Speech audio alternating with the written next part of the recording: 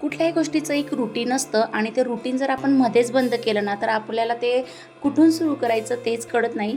तर माझे पण बरेच दिवसापासून मिनी ब्लॉग आता स्टॉप होते आणि आज कुठून सुरू करू मला काही कळतच नव्हतं. तर दुपारचे 12 वाजलेले होते. इकडे आलो आम्ही कॅन्टीनला, थोडं सामान घ्यायचं होतं. सामान घेतला आणि घरी आलो. घरी येता बरोबर लगेचच स्वयंपाकाला लागली, कारण उशीर झाला होता तिकडेच. त्यामुळे पटकन मी इथं आता शेवग्याच्या शेंगाची भाजी आणि चपाती बनवणार आहे.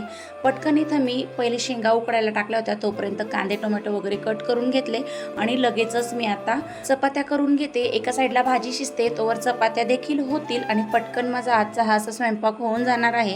आणि मध्येच ब्लॉग बंद केल्यामुळे शूटिंग करण्याची देखील सवय गेलेली आहे. तर कॅमेराचा अँगल तुम्ही बघू शकत असणार, धड म्हणजे किचनही दिसत नाही, धड मी दिसत नाही असं झालं. पण जसा झाला मी तसा अपलोड करण्याचा प्रयत्न केला.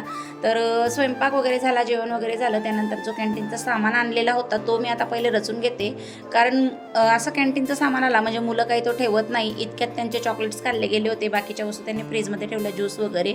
म्हटलं चला हे आता लगेचच रचून घेते. त्यांनाच बोलले मी, चला मला हे सामान लावू लागा असं.